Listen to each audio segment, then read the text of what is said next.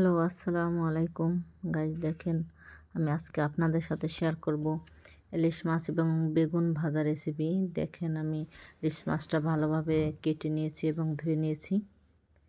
তো এবার আমি কিছু হলুদ এবং লবণ মিশিয়ে দেব। ভালোভাবে মেশাতে হবে লবণটা। সবগুলা মাছ আমি মেশাচ্ছি। তো মিশিয়ে আমি 5 মিনিটের জন্য রেখে দেব, যেন হলুদ এবং লবণটা ভালোভাবে মাছের ভিতরে মিশে যায়। দেখেন, 5 মিনিট পর আমি চলে আসছি। মাছটা এখন আমি ভাজবো। আমি ফ্রাই প্যানটা চুলায় দিয়ে দেব, এবং কিছু তেল দিয়ে দেব, যেন তেলটা এবং ফ্রাই প্যানটা এমনভাবে গরম হতে হবে যেন মাছগুলা ভেঙে না যায়। দেখেন, আমি মাছগুলো দিয়ে দিচ্ছি একটা একটা করে।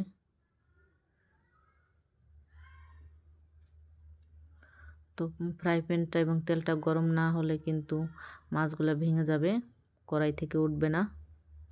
তো ভালোভাবে গরম করতে হবে।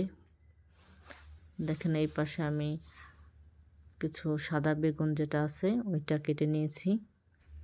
ভালোভাবে মিক্সড করব লবণ এবং হলুদ। আমি মেশাচ্ছি এপিঠ ওপিঠ দুই পিঠেই আমি ভালো করে হলুদ এবং লবণটা মিশিয়ে দিচ্ছি। সবগুলা বেগুনেই সুন্দরভাবে মিশিয়ে দিচ্ছি আমি। দেখেন, তো আমার মেশানো হয়ে গেছে। তো আমি পাশে রেখে দিচ্ছি এবং কড়াইতে মাছগুলা ভাজা হচ্ছে। তো আমি এবার মাছগুলো একটু উল্টে দেব। প্রায় ওই পাশটা ভাজা হয়ে গেছে মাছটার। তো দুই পাশে আমি ভালো করে একটু ভেজে নেব মাছটা।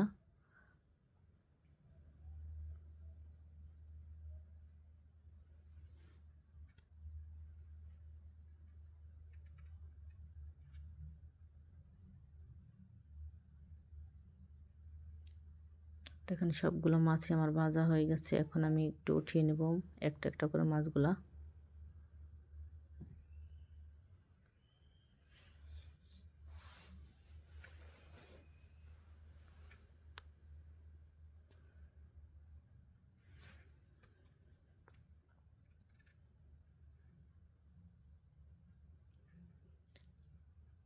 দেখেন, এবার আমি বেগুনটা দিয়ে দিচ্ছি।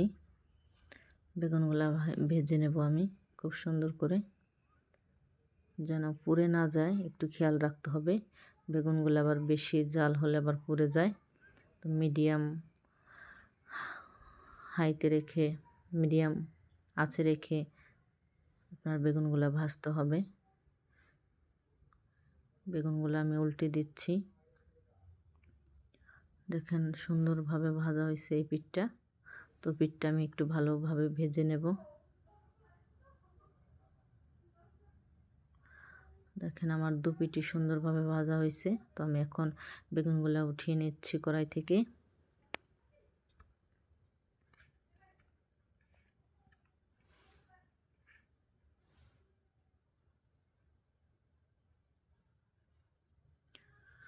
দেখেন, আমার বাচ্চারা আবার একটু আলু পছন্দ করে, তাই আমি আলুগুলা কেটে ভেজে নিচ্ছি।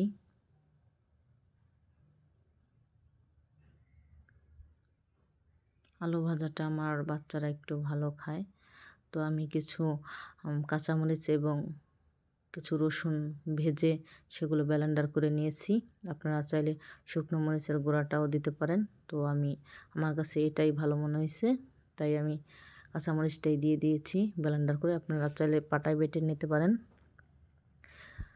তো আমি স্বাদ মতো লবণ এবং হলুদ এবং কিছু ধনিয়ার গুঁড়া নিয়ে নিচ্ছি। আপনারা চাইলে ধনিয়ার গুঁড়াটা নাও দিতে পারেন। তো আমি একটু ভালোভাবে মশলাটা কষাবো, যেন ভালোভাবে কষে। এইভাবে একদম লোতে রেখে ভাজতে হবে মশলাটা। তো দেখেন, আমি কিছু টমেটো কুচি দিয়ে দিচ্ছি। তো টমেটোটাও মশলার সাথে ভালোভাবে ভাজতে হবে, কষাতে হবে। তো টমেটোটা যেন গলে যায় এমনভাবে কষাইতে হবে। দেখেন, আমি অফ ক্যামেরায় একটু পানি দিয়ে দিয়েছি পরিমাণ মতো। তো আমি অপেক্ষা করব বলক আসার। বলক আসলে আমি মাছগুলো এবং বেগুনগুলো দিয়ে দেব। দেখেন বলক চলে আসছে। এখন আমি মাছ এবং বেগুনগুলো দিয়ে দিচ্ছি। ভালোভাবে আস্তে, বেশি নাড়াচাড়া যাবে না, তাহলে বেগুনগুলা ভেঙে যাবে, যেহেতু সাদা বেগুনগুলো একটু নরম হয়। দেখেন একদম শুকিয়ে গেছে পানিগুলো। এখন আমি কিছু ধনেপাতা কুচি দিয়ে দিচ্ছি। তবে এখন নামিয়ে ফেলবো। দেখেন আমার নামিয়ে ফেলছি মাছগুলো এবং বেগুনগুলো। আমার কাছে ভালো মনে হয়েছে। তো আপনাদের কাছে কেমন লাগলো কমেন্টে বলে দিন। লাইক, কমেন্ট এবং শেয়ার করে দিন, সাবস্ক্রাইব করে দিন। আর কেমন হয়েছে সেটাও কমেন্টে বলে দিন। তো ভালো থাকবেন সবাই।